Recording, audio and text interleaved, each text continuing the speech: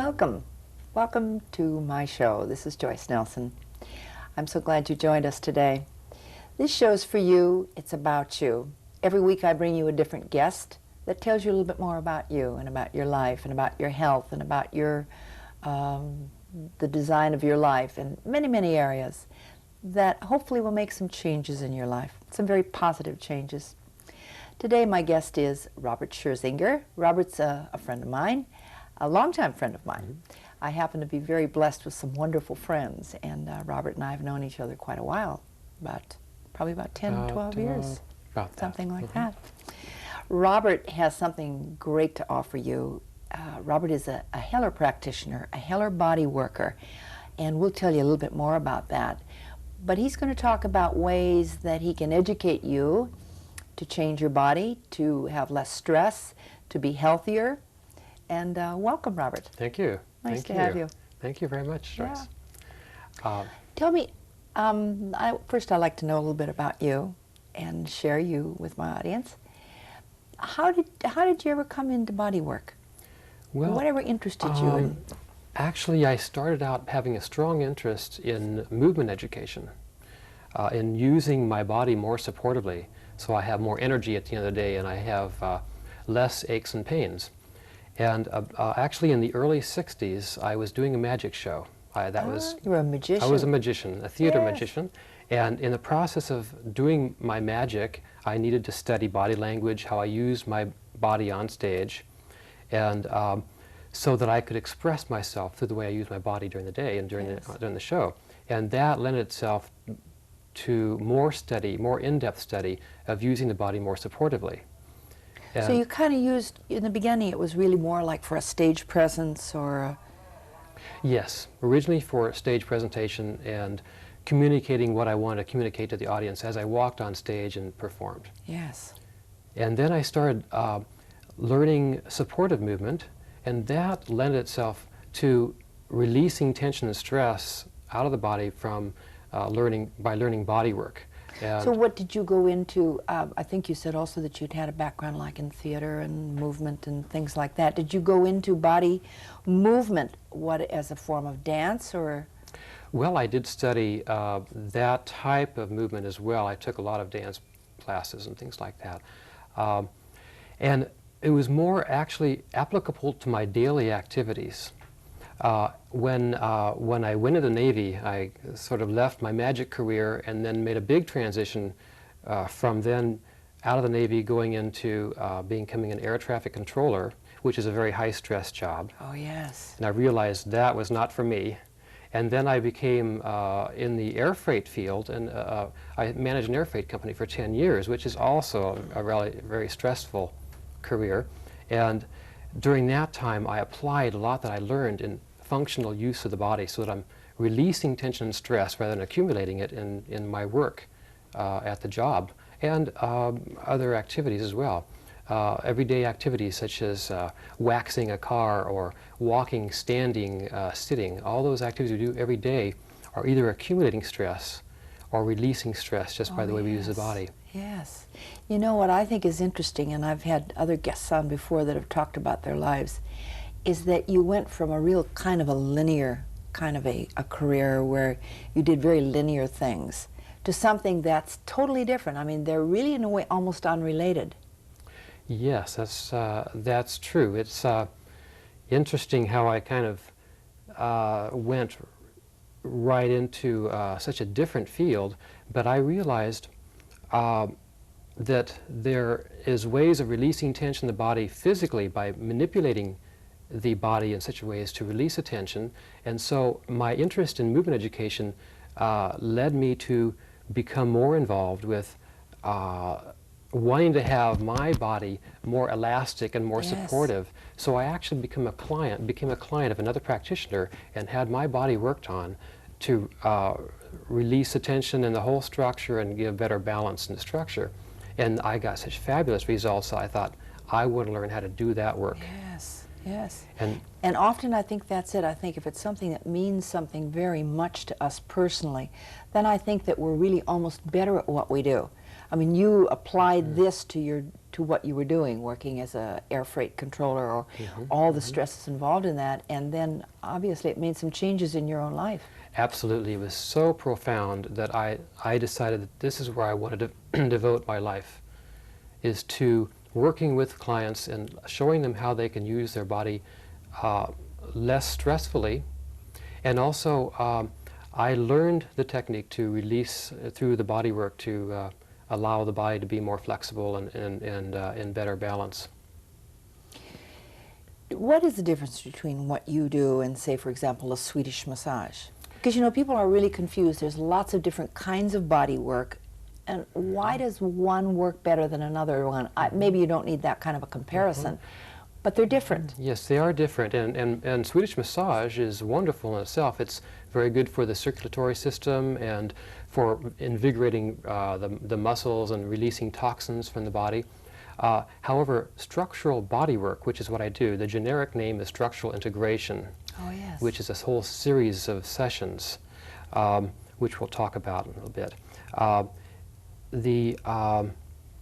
The main purpose of the structural body work is to release the tension in the connective tissue system of the body to realign the whole body in gravity, so it's more open and freer instead of being as tight. I'd like to talk about the connective tissue system, if I may, just to give you a little bit of information about how we accumulate tension in the body. And all the bones, muscles, and organs are all wrapped in a connective tissue wrapping, kind of like a packaging material. And in fact, I have a piece of, it's actually plastic, but it's a good demonstration of connective tissue. The wrapping is a fascia. It's called fascia that wraps around all the bones and organs and muscles. Actually, you can see that if you have, for example, like a turkey leg or a leg of lamb. You can see the bundles of muscles that are wrapped in these individual packages. Yes, it's that glue-like and very elastic membrane that wraps around the muscle itself. And then it's attached, isn't it, to the bone? Yes, it's Isn't it like on a tight cord on the end, then attached? Yes, it wraps around the muscle and attaches to the fascial wrapping around the bone. And it's a whole system around the whole body, and around all the bones, all the organs, all the muscles. This whole system is all this fascia, and it's very, very tough. And it has, it's very elastic and also like a lubricant. And as infants, the fascia is very much like a lubricating gel that allows the body and the muscles to just slide and glide against each other, giving a lot of flexibility. That's why babies are so flexible. And then as we grow older and go through life's experiences, the fascia tends to get thicker, harder, shorter, and less elastic. And there's Why is that? Why does it change? Well, there's actually three things that cause this change. The first thing that causes this type of change from the elasticity to the hardness and rigidity in the tissue is physical trauma, like any impact to the body. Falling out of a tree when you're 8 years old, for example, or an auto accident where you have a whiplash and you're hit from the rear, and then the whole fascial, the wrappings of the muscles, harden and shorten at that impact. And then they don't go back? It does not go back. It slowly goes back through stretching, but it takes a lot of stretching to get it to go back to where it was. Or through physical manipulation, applying pressure and heat through the fingers and manipulating that to make it more elastic again. Otherwise, it acts like a protective device. For example, if you fall out of a tree and land on your back, then the fascia that wraps around the muscles of the back muscles and the rib cage harden to help hold that to correctly heal itself. I see. But then after it's healed, it never goes back to that elasticity. You always have that tightness and shortness, the holding, the fascia holding. So when we have tightness in various parts of our body, undoubtedly, even if we don't remember it, we may have had a trauma in that area. That's true. Many times clients of mine come in, they have no recollection of any injuries, and as soon as I start working on the the hardness, if it's on their back, if I start pressing on those certain areas and they say, oh, that's a little tender right there, I may be manipulating that area, and all of a sudden they have a recollection of a time when they were Yes. 10, 12 years old and had an injury like that. So actually, the body then, in different parts of our body, has a memory.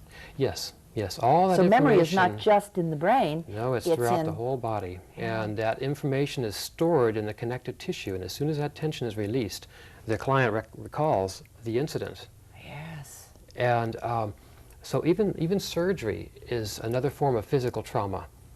Not only from having, when they sew you up after they get done with the surgery, when they do the stitches, they actually stitch through several layers of connective tissue, so they're adhering to themselves, and there's no longer that lubricating, sliding quality of the fascia. The planes of fascia can no longer slide and glide. It's as if if you're wearing a three-piece suit, for example, and they've stitched the jacket to the vest to the shirt. Oh, yes. And then when you go to raise your arm, you don't have any movement. No movement. It Right. sticks right there. And so surgery is another example of physical trauma. But there's other ways that we accumulate this tension as well. The second way is something we all do, and that's the way we use our body during the day. We're either accumulating stress or we're releasing stress. That's a good point that we really need to be aware of. Absolutely. You know? Most people really don't check into their body very often. We think about what activity we're doing. If we're on our way somewhere, we're thinking about what we're going to do when we get there, and we're not thinking about how we're driving or how we're Yes. using our body when we're driving our car. On the Or freeway, sewing. you It's see a woman tension. who's sewing at a machine, or someone that's typing, or Yes, yes, exactly. A good example of that is someone doing real close-up work, like the watch repairman, who Yes. may be drawing his shoulders in, totally unconscious, because he's doing real close-up work. And then after 8 or 10 hours of working like this, when he leaves his job, he has all this tension still accumulated in the connective tissue system. The fascia yes, has And hardened that's what and the shortened. muscle doesn't shorten and tighten. No, the muscle is actually at the mercy of the wrapping. It sort of is then contained into this small packaging material that no longer is as elastic because the fascia, the wrapping, has shortened. I see. And so what that does is it creates structural imbalance in the body. And I'll talk a little bit more about that. I also want to mention that the third way we accumulate stress is through emotional trauma. And it takes a lot, for example, a lot of mental abuse as a child. We all go through emotional trauma, and all of that accumulates, but it doesn't relate to the fascia nearly as directly as how we accumulate stress from a physical impact of injury, Yes. or through the way we use our body during the day. So I'd like to talk more about how we use the body, because we all are either accumulating stress every moment or releasing stress. Of course, the area of my field, of course, is psychology. Yes. And I do know that a lot of people who will carry tension, you're saying that it isn't maybe as strong as a physical trauma, but I know that people who are very responsible will carry much tension up in their shoulders and neck and their back. Carrying that heavy load. That heavy load, the heavy load. Yes. And I think and they attitudes embody that. Right, Yes, they embody that. Embodied. And the physical embodiment is nothing more than the fascia hardening. That's all it really is. Yes. And fascia... And it's a way of bracing oneself to deal with either a physical stress or an emotional stress. Yes, and emotionally we carry that as body armor. The Yes. hardness of the fascia actually becomes like a body armor, and people's energies, if I may use that word this way, it's someone's thoughts or even words. When they say something to us, we kind of receive that information energetically. And so I may pick up something going on with you and not know why I feel the way I do. This tightness and tension in here. And right. And the fascia, when it hardens, actually kind of works as body armor and releases or constricts our mobility. It constricts the amount of flexibility that we have. But even when you just talk about the word armor, to armor ourselves is to protect ourselves. Yes, that's exactly right. And when we free up that body armor and make it more elastic again, we're creating the ability of more spontaneousness and also a lot more flexibility and better function of the body. You know, we talked earlier about and a good example of armoring, and that's writer's cramp, or when you sit too long in one place. The body does begin to armor itself, and you really have difficulty even opening your hand or moving your leg. Yes, that's an example of the fascia hardening. And I have a bucket I brought, and I'd like to show you an example of that. If you can imagine Okay. that this bucket were full of water, and I had to hold the bucket out to my side, then at first it would require some strength, and it would be rather difficult to do that. And what the fascia, the body is so amazing. The fascia sends a message to the brain that, look, these muscles are really working hard to hold the configuration of these bones in such an alignment as to keep the bucket out there. So the wrappings of the muscles begin to harden to help the body do that job. And so that the muscles inside the wrappings after a while can actually relax. And then it's the wrappings, the fascia, that are holding the bucket out there. And then when it's time to let the bucket, after maybe 5 or 10 minutes of this, it's actually easier because the wrappings are holding and the muscles are starting to relax inside the wrappings.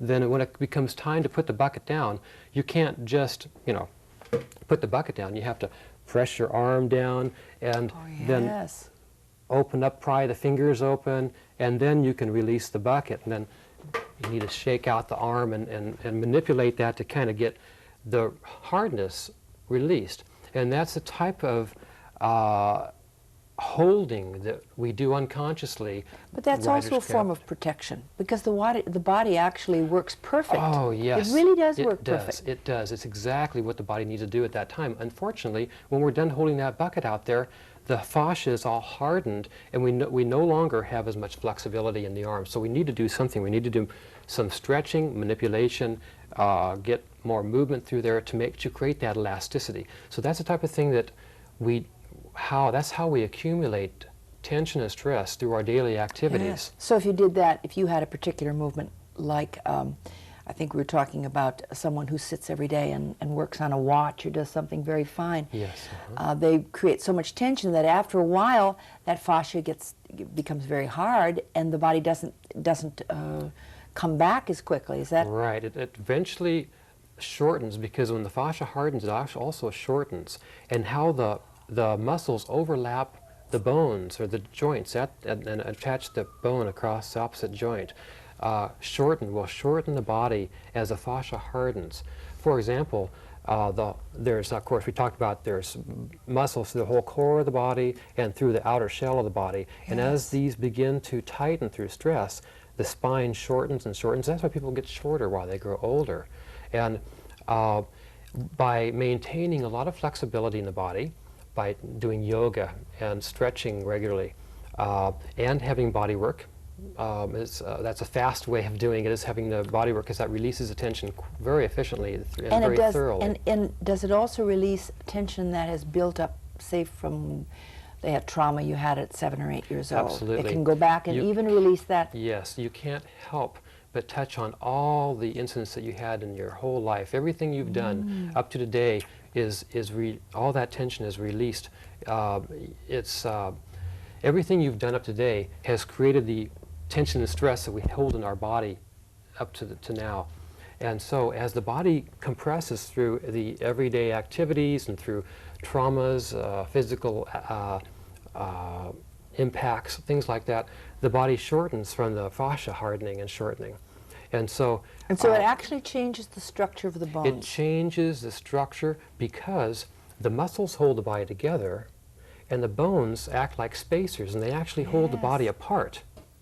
What it's like almost is like an engineering structure then. It's like a bridge, or it's like a building where you have a structure, and then you have things that tie it together. Yes, exactly. In fact, this little model here is it's called a tensegrity structure, and the body is also a tensegrity structure. And I'll tell you what I mean. You can see the dowels, the wooden dowels, are all in parallel with each other, and so they're all neatly in organization. And the dowels are like the bones of the body. The dowels are holding the structure apart. The wires are like the muscles of the body, and the wires are holding the structure together. And if you notice, none of the dowels are touching each other, just like none of the bones in the body touch each other, or at least they shouldn't. We have a lot of pain if they do.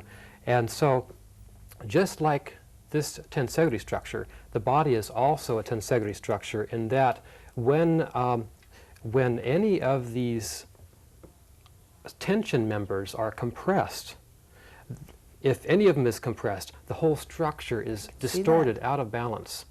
So if you took and one of these were shorter, for example, like Yes, if your fascia shortened, would be on that muscle, yes, and if it was shortened because of stress, then the whole structure would be the whole off. structure is shifted out of Yes. alignment. Instead of having the nice parallel lines, you have a structure that's out of alignment. Same thing with the body.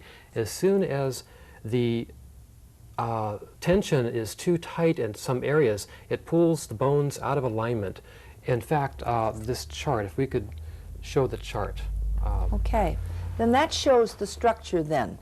I've sometimes seen pictures of it like building blocks. And in a way, it's like each part of our body is built with the pull of gravity, one on top of the other. That's correct. And in the chart, you can see that the diagram on the left shows the body in the compressed, sort of average body that has gone through normal, everyday body stress and is getting shorter and shorter. And the goal of structural integration body work is to release the tension in the structure of the body to create better balance. And and I noticed that sometimes the back gets humped and the stomach comes out, and yes, there's like a sway back. Pelvis shifts and the lumbar area compresses, and then because it's what it's trying to maintain a balance. It's trying if to it's maintain off on one balance. angle, then it's the rest compensating it's exactly. compensating. Yes, and so for example, when you have a curvature of the spine, then the neck muscles must work overtime to help hold the neck up because the neck is slightly forward of midline. So you're actually having the muscles work overtime and extra hard every day just to keep the body in balance, and that continues accumulating stress over the years just from that accumulation of stress. All right, if you were to drop a plumb line, plumb line straight down, because I noticed on that chart you do show spots in the body that would really show, where the spots would be. Where would that be? Which would be straight up and down. The alignment that is ideal, that we're looking for, that we're going to, looking forward to achieve in the structural integration series, is to have of course, the midline, the side of the body, the ankles and the knees and the pelvis, shoulder and head, all in vertical alignment, with the pelvis being horizontal instead of tipped down forward, and the rib cage being open in the front, lifted in front, yes. so the clavicles are nice and level. How could someone become aware of their own posture and aware of how they move, and how could you do that? It'd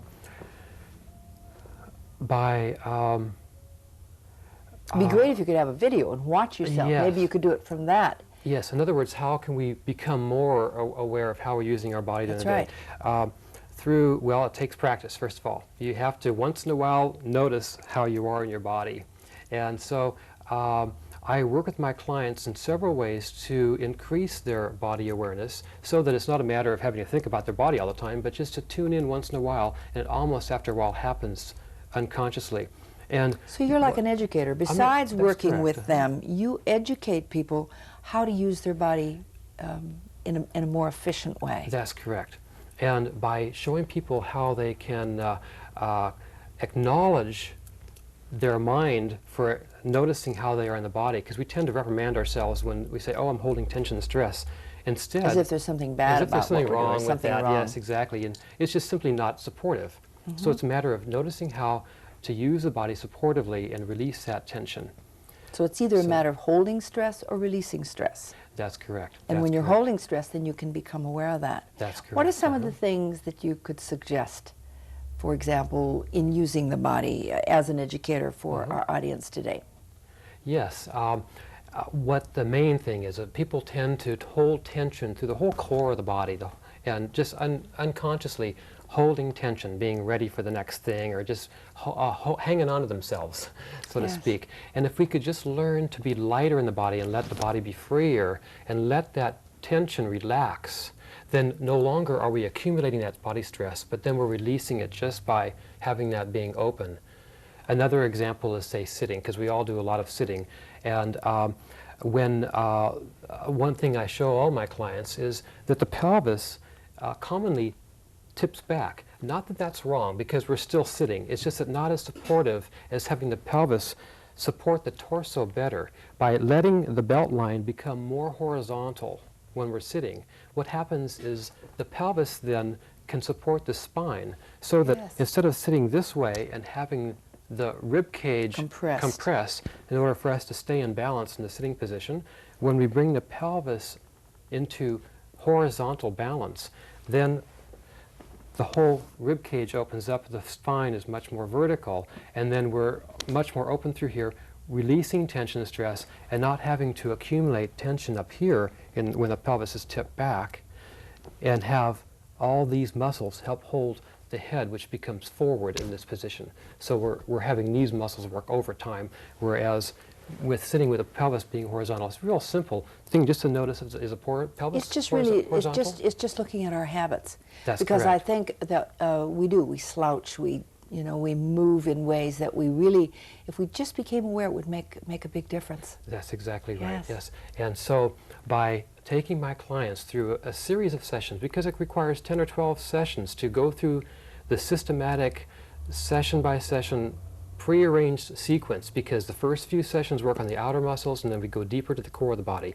And as we do the body work, each session is an hour and a half long, so we have time to do the body work and give some movement education with each session. So you're learning new things Learning and new releasing things old and releasing habits. old patterns and tensions. Yes. That's correct. Robert, it's been great having you today. Well, thank you very much. Yeah. I've enjoyed it very much. I just know that my audience is going to really enjoy and gain a lot from our talk today. Thank So you. thanks for being with me. Thank you, Joyce. And for all of you, this is Joyce Nelson. And if you'd like to know more about my guest, Robert Scherzinger, or about my show, you can write me or call me. That's with Nelson Enterprises. That's 1341 Ocean Avenue, Suite 272 in Santa Monica, California, 90401. And the telephone number is 213-393-1502. And thanks so much for joining me, and bye for now.